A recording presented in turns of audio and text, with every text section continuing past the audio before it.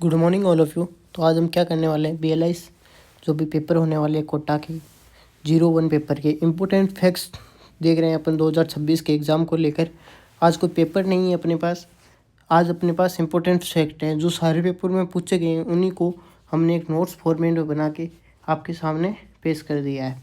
तो सबसे पहले आता है फैक्ट, अपना पहला फैक्ट है ये नेशनल लाइब्रेरी ऑफ इंडिया, जिसका क्वेश्चन मैंने पेपर को एनालाइज किया तो पता चला कि बार बार पूछा गया, अलग अलग टाइप से पूछा गया। तो इसकी सबसे पहले स्थापना 1856 में होती है। कहाँ होती है? कलकत्ता पब्लिक लाइब्रेरी एक्ट के नाम से, कलकत्ता पब्लिक लाइब्रेरी के नाम से होती है, लॉर्ड मैकॉप के द्वारा।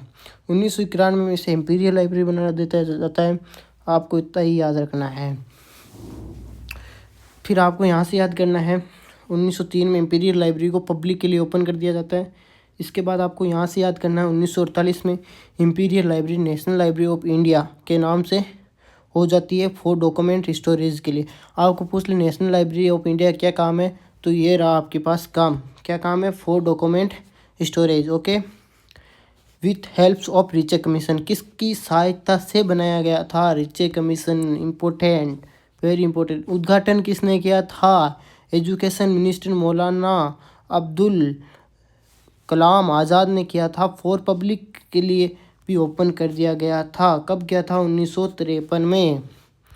तो ये अच्छा क्वेश्चन हो गया। इसके अलावा आपको पूछा जा सकता फर्स्ट लाइब्रेरियन कौन थे? BS Keshavanand, father of INB थे। इंडियन नेशनल बिब्लियोग्राफी के फादर थे। फर्स्ट डायरेक्टर ऑफ स्टॉक थे। इसके अलावा आपसे यहाँ से कोई क्वेश्चन आने की संभावना नहीं है। इसके बाद अपन चलते हैं national Digital library of India. तो नेशनल डिजिटल लाइब्रेरी का क्या काम है? Virtual response repository of learning material. जो वर्चुअल होती है वो रिपोजिटरी उनका लर्निंग मटेरियल है। ये एक वर्चुअल एजुकेशन लाइब्रेरी के रूप में काम करता है। तो डिजिटल लाइब्रेरी ऑफ इंडिया की स्थापना 2003 में हुई थी, अब्दुल कलाम ने की थी।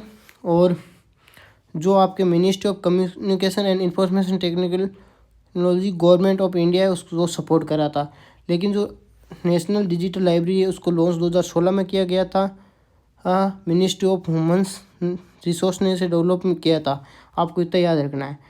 जो National Digital Library dedicated to nation कब हुई थी? 2018 में हुई थी। ह्यूमन रिसोर्स मिनिस्टर और किसके अंतर्गत आती है? मिनिस्टर ऑफ एजुकेशन के अधीन आती है।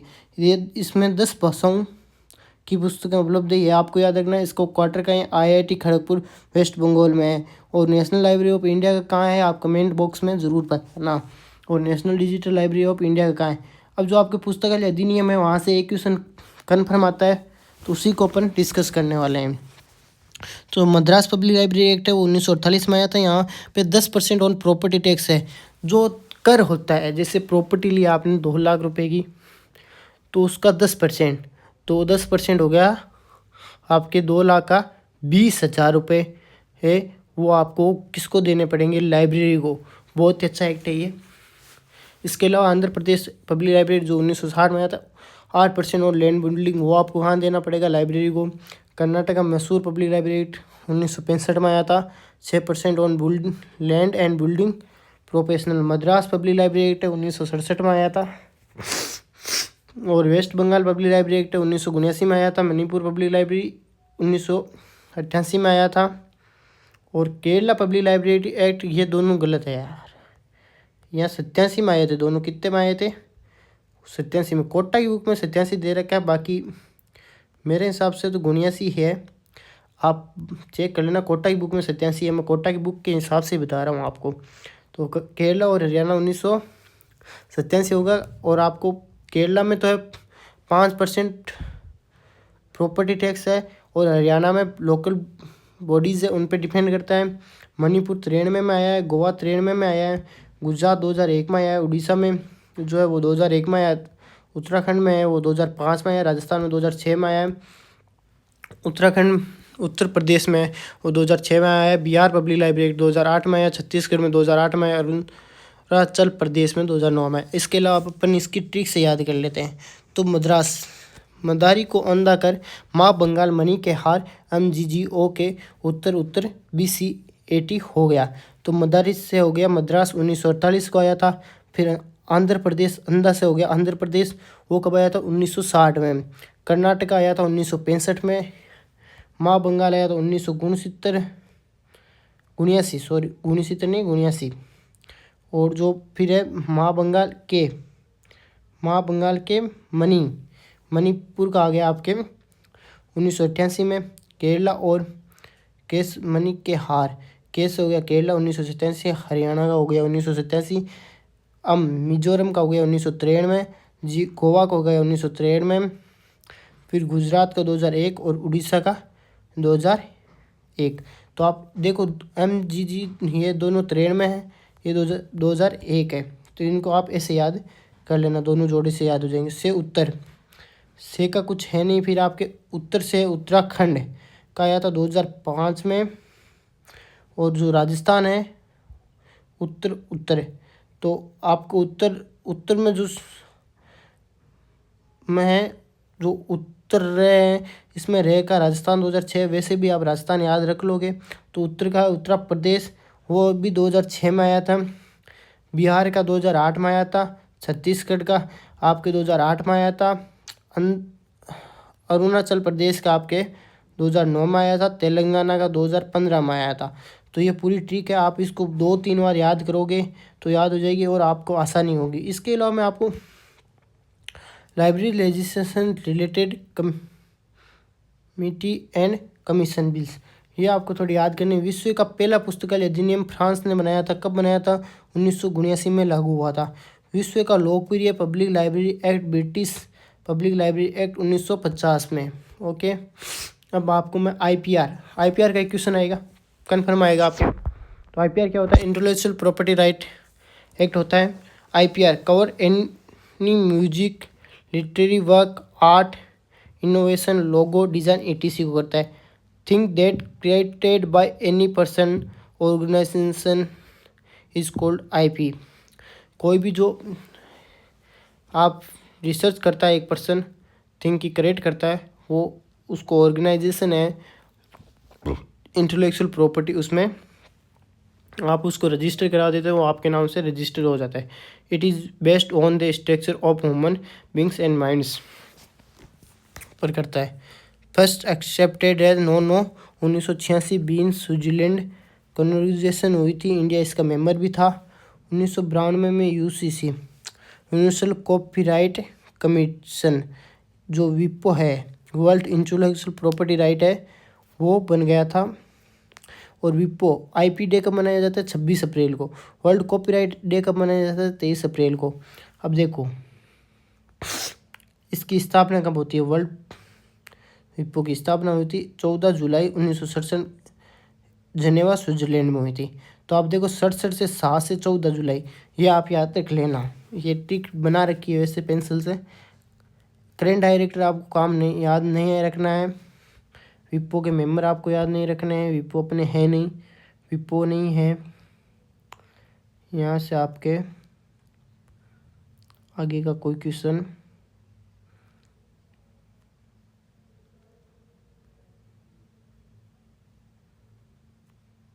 ये देखिए Indian formula Rajiv Gandhi national intellectual of IP national institution of IP management headquarter है नागपुर में under ministry of communication and industry government of India. ये थोड़ा आप यहाँ से याद कर लेना। जो IPR के कितने प्रकार का होता है? तो ये 6 प्रकार का होता है। कॉपीराइट फर्स्ट कॉपीराइट 1907 में आया था, UK क्वीन एनी के द्वारा लाया गया था। और trademark patent industrial design trademark geographical indicator. तो अब कॉपीराइट क्या होता है देखिए।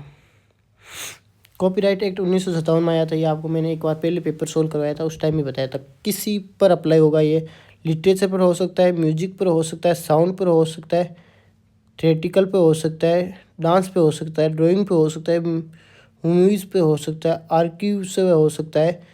कॉपीराइट आफ्टर द डेथ कि जैसे आपकी डेथ हो गई तो उसके बाद आपके उस पर कितने साल तक अधिकार है? तो इंडिया में 60 साल तक है, इंटरनेशनल में 70 साल तक है, और मैक्सिको है उसमें 100 साल तक दे रखा है। ये 1957 में आया था, 1958 में लागू हुआ था। अपने को लागू को उससे कोई मतलब नहीं है, अपने को याद 57 रखना है। अगर इसका कोई उल्लंघन करता है तो उसको 3 साल की सज़ा होगी और 2 लाख का जुर्माना है। ये आप जब पेपर में लिखो तब लिख देना तो अच्छा लगेगा थोड़ा। यूएसए कॉपीराइट एक्ट को अपने को कोई मतलब नहीं है। आपको ट्रेडमार्क्स क्या होता है, किसी अप्लाई होगा, नाम पे होगा, लोगो पे होगा, फ्रेज पे होगा। ये कब आया था? 1999 में आया था। इसके अलावा आपके कोई भी चीज़ काम की नहीं है। पेटेंट है किसी के बीच का अरेंजमेंट, गवर्नमेंट और इनोवेंट के बीच का जो होता है वो होता है। इंडियन पेटेंट एक्ट 1970 में आया था। आपको इतना ही याद रखना है।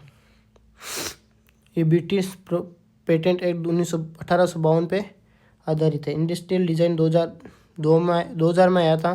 The meteor of the actual size, shape, colour and metal use in the trade items. ये उस पर होता है, इंडस्ट्रियल का कामों में होता है। ट्रेड सिगरेट्स, इसका कोई वैसे डेट फिक्स नहीं है, लेकिन इसका आर्टिकल 79 सेक्शन 7 और पार्ट 2 ऑफ ITR/IPS नाम से है कुछ ऐसा। जोग्राफिकल इंडिकेटर GI टैग है, वो बासमती राइस है, बीकानेरी भुजिया है, खाटा डोरिया है, साड़ी उनको मिला हुआ है। इसके अलावा ये 1999 में लागू हुआ था। जो जोग्राफिकल इंडिकेटर है 1999 में लागू हुआ था। अच्छा, DB act, delivery of book act है, 1954 में आया था फॉर पब्लिक लाइफ। इसमें न्यूज़पेपर कब जोड़ा गया? 56 में। पुस्तक प्रकाशन होने के 30 दिन के भीतर 4 लाइब्रेरी में आपको एक एक कॉपी भेजनी है। तो 4 लाइब्रेरी कौन है? Central reference library of Kolkata. जो नेशनल लाइब्रेरी ऑफ इंडिया है उसी का नाम पहले central reference library of Kolkata था, तो वही है आपके। सेकेंड है Delhi public Library act 1900। Delhi public library Delhi में भेजना है। मेरा स्टेट लाइब्रेरी चेन्नई में भेजना है। एशियन सोसाइटी लाइब्रेरी मुंबई में भेजना है। ये central state library of Maharashtra का नाम कर दिया गया है इसका। The press and registration of the book act 1967 में आया था। Press and registration of print act है वो 2023 में आया है।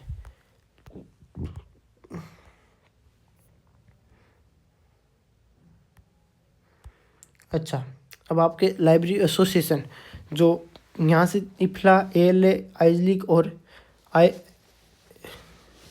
ALA और ILA दोनों पढ़ेंगे। तो सबसे पहला इफ्ला। इफ्ला की फुल फॉर्म क्या होती है? International federation of library association and institution. ये इफ्ला नहीं है, इफ्लाई है। पहली बात ये याद रखना है आपको। तो इफ्लाई है। और इस जैसे मैं आपको एक चीज़ बता देता हूँ, जिसमें भी बीच में अप आएगा उसका मुख्यालय द हेग नीदरलैंड होगा। कहाँ होगा? द हेग में, नीदरलैंड में होगा। ओके, तो ये 2 चीज़ें जो निमोनिक्स है वो आप याद कर लेना। आपको इसका प्रेसिडेंट याद नहीं करना है, ये कुछ याद नहीं करना है। सम्मेलन आपको नहीं याद करना है, आपको याद करना है यहाँ पे 30 सितंबर 1927 में इसकी स्थापना हुई थी। स्थापना के समय एडिनबर्ग, स्कॉटलैंड में इसका मुख्यालय था। वर्तमान में मैंने आपको जैसे बताया था, जिसके नाम में अप आता है उसका मुख्यालय द हेग होता है, नीदरलैंड। वर्तमान में ILA का संचालन नेशनल लाइब्रेरी ऑफ नीदरलैंड में हो रहा है। आपको इतना याद रखना है, ज़्यादा याद रखना नहीं है। इसके अलावा जो इफ्ला पब्लिकेशन आप याद कर लेना। इफ्ला न्यूज़पेपर वो मंथली आता है। इफ्ला जर्नल है वो क्वार्टरली आता है। इफ्ला एनुअल रिपोर्ट है वो एनुअली आती है। डायरेक्टरी वो हाफ ईयरली आती है। इफ्ला पब्लिकेशन ईयर नो फिक्स है ये। इफ्ला प्रोफेशनल मीटिंग है वो वार्षिकली होती है। इसमें से आप 2-3 याद कर लेना। ये जर्नल्स ऑफ लाइब्रेरी क्वार्टरली याद कर लेना। करंट टेक्नोलॉजी इंडेक्स मंथली आती है। इंफॉर्मेशन साइंस क्वार्टरली आती है। इसके अलावा आपको ज़्यादा याद करना नहीं है। इसके बाद चलते हैं अपन ALA की तरफ। ALA की फुल फॉर्म क्या होती है? American library association. Oldest library association है वो ALA ही है। 6 अक्टूबर 1876 में शिकागो में मेलविल डेवी के द्वारा इसकी स्थापना की जाती है। तो कहाँ की जाती है? शिकागो में की जाती है। 1876 में की जाती है। मेलविल डेवी के द्वारा किया जाता है। सबसे पुराना है। ओके, ये आप इसके 3 पब्लिकेशन वो याद कर लेना। Handbook of organisation of members, year book of the American libraries, ALA bulletins. Okay, ये इसके अवार्ड हैं, वो आपको नहीं पूछेगा। अब अपन चलते हैं आइज लीग की ओर। आइज लीग में जैसे ही आप जाते हो तो उसमें IS और लीग होता है। तो एस का होता है स्पेशल, तो इसकी फुल फॉर्म देख लेना, Indian association for special library and information centre. इसका तो हर वर्ड से आपकी फुल फॉर्म बनती है। जैसे आई से इंडियन हो गया, ए से एसोसिएशन हो गया, एस से स्पेशल हो गया, एल से लाइब्रेरीज हो गया, एंड इंफॉर्मेशन सेंटर, आई से इंफॉर्मेशन, सी से सेंटर। स्थापना कब होती है इसकी? 9 सितंबर 1955 में होती है। कहाँ होती है? कलकत्ता में। इसके अलावा आपको यहाँ से आज लीग न्यूज़ लेटर है वो मंथली आता है, और आज लीग बुलेटिन है वो क्वार्टरली आता है। आपको इतना ही याद करना है। यहाँ से आप देखना थोड़ा, इंडियन साइंस एब्स्ट्रैक्ट है वो जारी करता है आपके निस्केयर। कौन जारी करता है? निस्केयर, जो अभी CPR हो गया है। इंडियन लाइब्रेरी साइंस एब्स्ट्रैक्ट है वो आपके आइज लीग करता है annually. Library and information science sector है वो मंथली होता है, प्रोक्यूट करता है। केमिकल एब्स्ट्रैक्ट साइंस है वो केमिकल सोसाइटी करता है, वीकली करता है। फिजिकल एब्स्ट्रैक्ट ऑफ निस्पियक, या भी कोई फिक्स नहीं है। जोग्राफिकल एब्स्ट्रैक्ट है वो एजुअल करता है मंथली। ILA क्या? ILA इंडियन लाइब्रेरी एसोसिएशन, इसकी स्थापना कब हुई थी? 33 में। और क्या आया था वो आप कमेंट में बिल्कुल बताना है आपको, ईमानदारी से होगा ना आपको सबको, नहीं बताया तो। All Indian library conference in Kolkata में होकर इसकी स्थापना होती थी। ही प्रेजेंट में ये 1982 से दिल्ली में है। तो ये कहाँ पे है? दिल्ली में।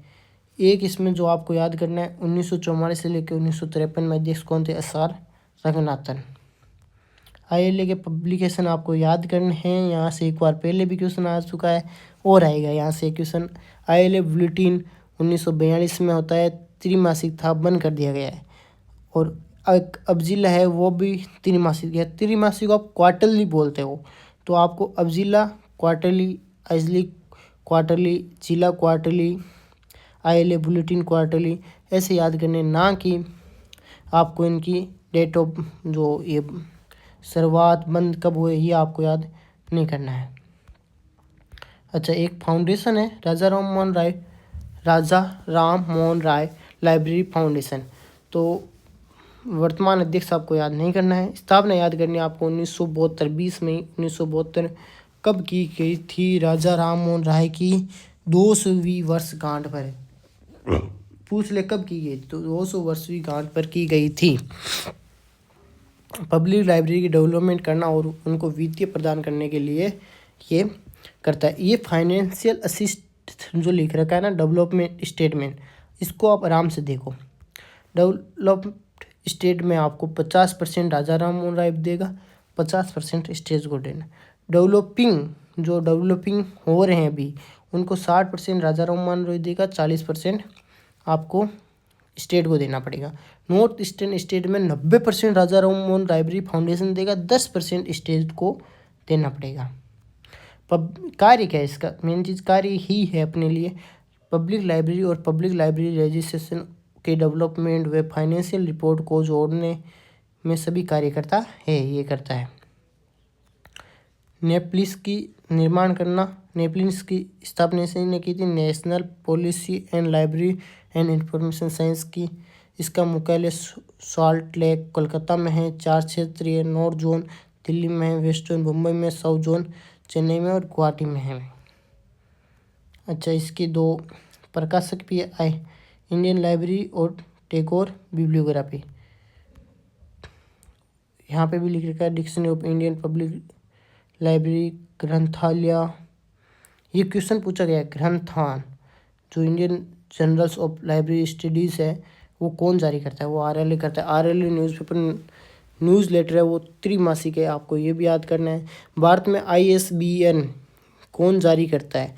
RRR अलग जारी करता है। कितने अक्षरों का होता है आप कमेंट बॉक्स में बताना, सर्च करके भी बताओ, पर बताना है आपको। जो ISS है वो CPR जारी करता है। नेपलिस से उसको किसने तैयार किया था? प्रारूप DP बारूपा ने तैयार किया था 1981 में। आपको इतना याद करना है।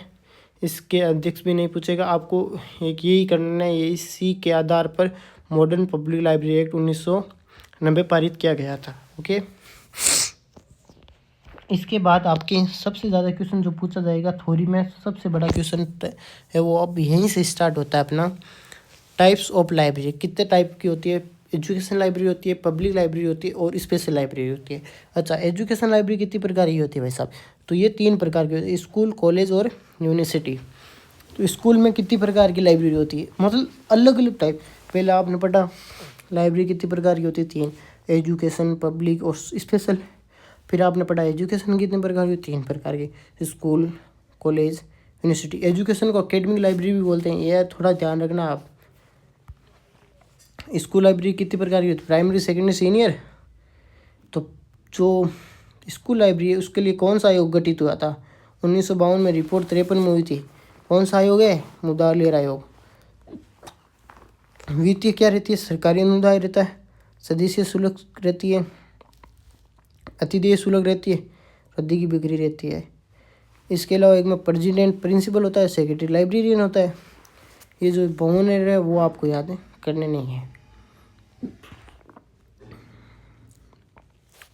पुस्तक चोरी पे कोई चीज़ कानून बना हुआ है। भारत सरकार ने GFR 1963 में 1000 पुस्तकों पर 3 पुस्तकें चोरी होने की संभावना मानी है। आपको पूछेगा GFR 1963 में 1000 पुस्तकों पर कितनी पुस्तकें चोरी होना माना गया है? 3 पुस्तकें। रंगनाथ सलाहकार समिति ने 1000 पुस्तकों पर 2 पुस्तकों की चोरी को माना गया है। और GFR 2005 है तो उसमें कितनी मानी गई है? एक ये 5 पुस्तकें, जिसमें 5 है 5 मानी गई, 3 है 3 मानी गई है, बाकी रंगनाथन वाले में 2 मानी गई है। जो स्टॉक वेरिफिकेशन होता है वो कितने साल पे होता है? कितने साल से होता है उसके बारे में भी एक क्वेश्चन होता है। 20,000 पुस्तकें होने पर 1 वर्ष में 1 बार, 20,000 से 50,000 होने पर 3 वर्ष से 1 बार, 50,000 से अधिक होने पर 5 वर्ष में 1 बार या नमूना सत्यापन भी किया जा सकता है, क्योंकि पुस्तकें ज़्यादा है तो यहाँ। अच्छा, अब कॉलेज लाइब्रेरी क्या होती है? उस शिक्षा के लिए है। यहाँ पे कौन सा आयोग काम करता है? कोठारी समिति राष्ट्रीय शिक्षा आयोग काम करता है। इसका प्रमुख कौन था? दौलत सिंह कोठारी था। इसमें आपको इतना याद करना है। अब अपन चलते हैं यूनिवर्सिटी लाइब्रेरी। रामकृष्ण आयोग 1948 में अथवा विश्वविद्यालय शिक्षा के लिए यूनिवर्सिटी एजुकेशन कमीशन बनाया गया था। राधाकृष्ण और CD देशमुख ने यूनिवर्सिटी लाइब्रेरी को यूनिवर्सिटी का हृदय की संख्या दी है, आपको याद रहना चाहिए। अच्छा, वित्त का प्रमुख साधन क्या होगा? UGC होगी। क्या कौन होगा? UGC क्या है? UGC अभी आपको पता हो तो कल से काफ़ी ज़्यादा विवाद में है। UGC का स्थापना हुई थी मौलाना आज़ाद अब्दुल कलाम ने की थी 1953 में। 56 में राजस्थान सरकार ने UGC एक्ट 1956 सरकार का अधिनियम कर लिया था। राधाकृष्ण आयोग ने सुझाव दिया था। पब्लिक लाइब्रेरी जनता द्वारा जनता के लिए चलाया जाने वाला पुस्तकालय। सार्वजनिक पुस्तकालय वर्ष 1957 में KP सिन्हा कमेटी के द्वारा सार्वजनिक पुस्तक सलाहकार समिति का गठन किया गया था। ये कमेटी का कुल बजट का 6.5% बजट पब्लिक लाइब्रेरी एक्ट को सेक्शन करता है। यूनेस्को ने सार्वजनिक घोषणा पत्र 1949 में जारी किया था। 2 बार संशोधित हो चुका, बहुत संशोधित आपको याद नहीं करना। स्पेशल लाइब्रेरी क्या होती है? विशेष उद्देश्य विशेष सामग्री संकलन के लिए केवल ऐसा पुस्तकालय जो किसी विशिष्ट समय को सेवा प्रदान करता है उसे विशिष्ट पुस्तकालय कहते हैं। तो आपको पेकवेल को छोड़ो, आपको ये परिभाषा याद करनी है यहाँ से। अच्छा, स्पेशल लाइब्रेरी के अंदर कौन कौन आता है? National medical library of India आती है, नई दिल्ली में। कब स्थापना हुई? 1966 में। National science library of India 1963 या 64, दोनों ही मिलती है, अलग अलग मिलती है। ISN जारी करने के दायित्व भी है इसके पास। जो पहला ISN सर्वप्रथम ISN जारी किया था, अभी ISN नेजली जारी करी है। CPR नेजली की नहीं, CPR जारी करा है। पहला ISN जारी किया तो उसका नाम था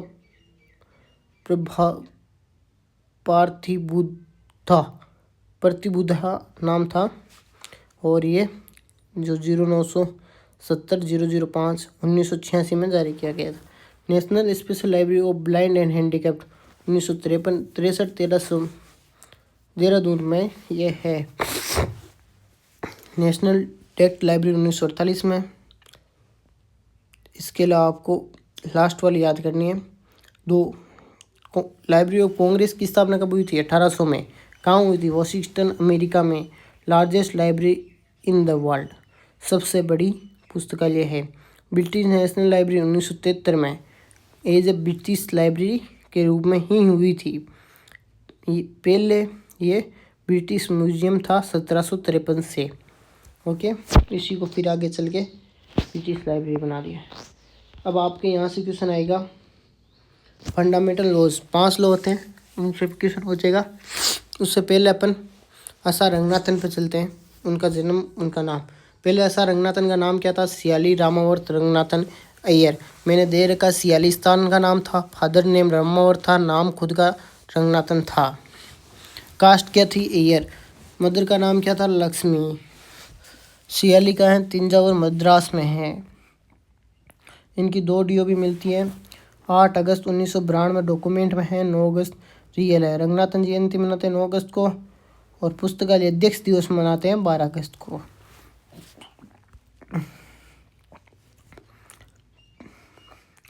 ये आपके काम का नहीं है। पुस्तकालय दिवस राजस्थान में। पुस्तकालय सप्ताह 14 से 20 नवंबर मनाते हैं, आप याद कर लेना। शारदा और रुक्मिणी आपके दोनों काम की नहीं है। अच्छा, आपको यहाँ से 1916 में जो एडवर्ड बी रोज है, ये गुरु थे इनके मैथ के। आपको ये याद होना चाहिए, मैथ के गुरु पूछ ले तो। और ये देख सकोगे लाइब्रेरियन हो गए, आपको नहीं पूछेंगे। यहाँ से आपको पूछ सकते हैं 1924 में जब लंदन गए थे तो लंदन में लाइब्रेरी साइंस के गुरु कौन थे? WCB shares. कौन थे? WCB shares. ओके, और इन्होंने एक अवधारणा दी थी त्रिमूर्ति, पुस्तक पाठक कर्मचारी। इससे ही याद करना है, पुस्तक पाठक कर्मचारी। अच्छा, इनकी यहाँ पे 2 बुक रखी है, बाकी मैंने लिख नहीं रखी है, आप देख लेना। एक और बता दूंगा, इसके अलावा आपको 3 बुक ही याद करनी ज़्यादा। 5 लॉ ऑफ लाइब्रेरी साइंस प्रकाशक हुआ था माला में। मद्रास लाइब्रेरी एक्शन प्रतिपादन 1928 में हो गया था मीनाक्षी कॉलेज में। 1931 में इसका पब्लिकेशन हुआ। सेकंड एडिशन 1957 में आया था। प्रीप्रिंट 2006 में आया था। कॉलन क्लासिफिकेशन द्विबिंदु जो था रिप्रेजेंट एनर्जी आइसोलेट। 2 बिंदु है, कॉलन किसको रिप्रेजेंट कर? एनर्जी आइसोलेट को। कब आया था? 1933 में। Second edition 39, 50, 52, 57, 60, 63, 87। अच्छा, एक CCC है, वो आई थी 34 में। ओके, इतना याद रहना है आपको। योगदान की बात करें तो इनके 1939 में माला में सीलिप स्टार्ट किया था। 1945 से 47 दिल्ली यूनिवर्सिटी प्रोफेसर रहे थे। बनारस हिंदू के भी रहे थे। 1947 में लाइब्रेरी साइंस डिपार्टमेंट के हेड रहे हैं। 1948 में फादर ऑफ लाइब्रेरी साइंस की उपाधि दिल्ली यूनिवर्सिटी ने दी थी। ये क्वेश्चन पूछ सकता है, फादर ऑफ लाइब्रेरी साइंस की उपाधि कब दी गई थी? डिलीट के समान भी दिया गया था इनको। ओके, 1949 से 1953 में अबजिला के अध्यक्ष रहे थे। एनाल्स बुलेटिन ग्रंथालय के अध्यक्ष रहे हैं। 1944 से 51 के ILA के अध्यक्ष रहे हैं। ये थोड़े पुरस्कार भी याद कर लेना। 1935 में राव साहब, 1948 में फादर ऑफ लाइब्रेरी साइंस, 1957 में पद्मश्री, 1970 में माइग्रेट महान अवार्ड ALA कैटालॉग में दिया गया। CCC बुक के लिए डेथ हुई थी 27 सितंबर 1972 में। कब हुई? 27 सितंबर 1972 में। 60+ बुक लिखी थी, 1500+ आर्टिकल लिखे थे। अब चलते हैं अपन पहले लॉ के तरफ। बुक्स आर फॉर यूज, पुस्तकें उपयोग के लिए है। क्या क्या आते हैं इस लॉ में? आपको ऐसे ही लिखा है ना, ज़्यादा कुछ नहीं लिखा है ना। पूरे में से पूरे नंबर मिलेंगे, मेरी गारंटी है आपके लिए। लाइब्रेरी लोकेशन सेंटर में होनी चाहिए। एल्स और रिलेटेड विथ फोल्ड रो, ये चौथे लॉ में भी लिखना है आपको, और यहाँ पे भी लिखना है। लाइब्रेरी होस्ट पाठक के अनुसार होने चाहिए। वर्किंग डे होते हैं 362 डे, 3 हॉलीडे होते हैं। नेशनल लाइब्रेरी ऑफ इंडिया, ये नेशनल लाइब्रेरी ऑफ इंडिया के लिए है। जो लाइब्रेरी का फर्नीचर है वो BSI के अकॉर्डिंग होना चाहिए। BSI की फुल फॉर्म यहाँ लिखी हुई है, आप देख लेना। और लाइब्रेरी स्टाफ, ये चीज़ें हैं वो फर्स्ट लॉ में आएगी। अब सेकंड लॉ में चलते हैं। सेकंड लॉ में क्या क्या आएगी? Obligation of government and state, जो भी ऑब्लिगेशन होगी वो सेकंड लॉ में आएगी। सेकंड लॉ है क्या, एवरी रीडर सीज हर बुक, प्रत्येक पाठक को उसकी पुस्तक मिले। ऑब्लिगेशन ऑफ गवर्नमेंट आएगी, फाइनेंशियल सपोर्ट करेगा, लाइब्रेरी शेष लगा के सपोर्ट करेगा, इसमें राजस्थान में प्रावधान नहीं है।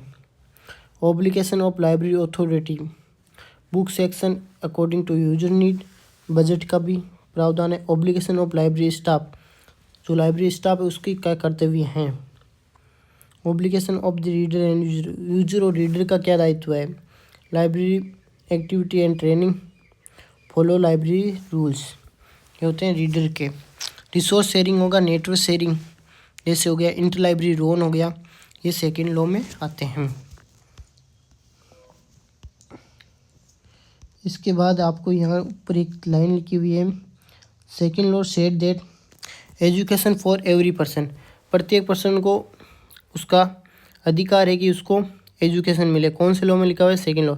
SR. Ranganathan that the third law of library science every book its reader in comes in that every person to reads provide education, और थर्ड लॉ में लिखा हुआ है कि प्रत्येक पाठक को उसका अधिकार है कि वो आके पुस्तक पढ़ सकता है।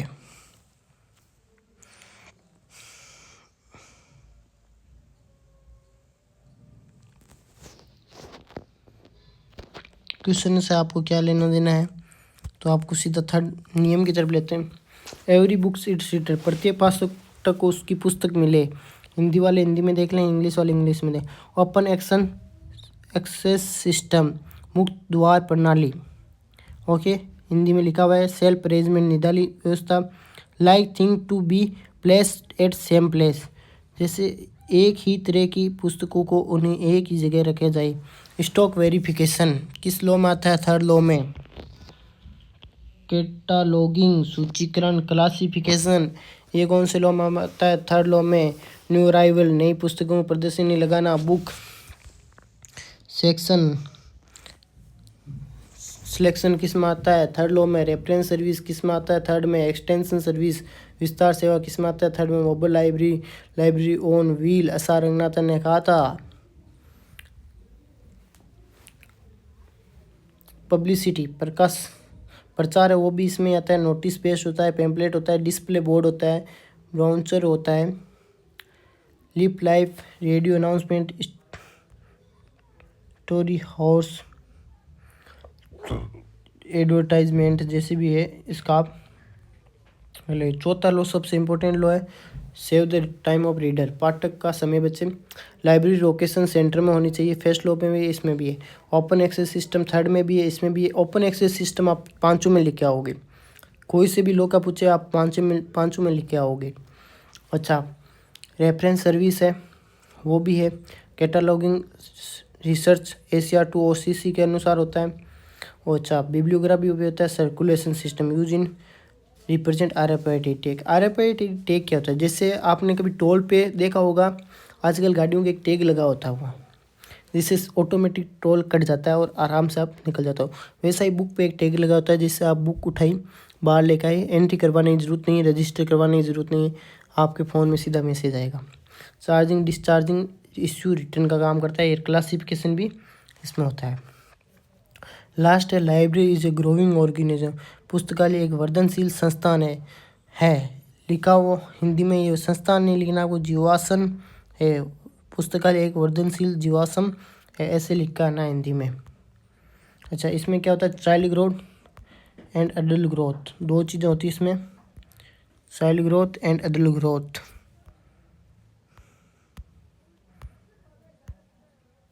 ए फिजिकल डेवलपमेंट होता है, एडल्ट ग्रोथ में यूजर ग्रोथ होती है, फैसिलिटीज़ होती है, रिसोर्स होता है, वर्कशिप होती है, सेमिनार होता है, स्टाफ होता है, CD-ROM होता है, वीडिंग आउट।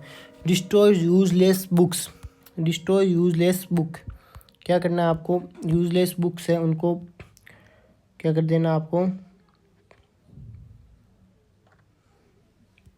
बाहर निकाल देना है। ओके, ये है पांचों लॉ हो गए आपके। तो आज की क्लास को अपन यहीं समाप्त करते हैं। अगर आपको ये अच्छा लगा हो तो आप कमेंट करके बताएं। जल्दी अपन BLS 2 है उसको भी लेके अपन आते हैं सेशन। ओके, चलो ठीक है।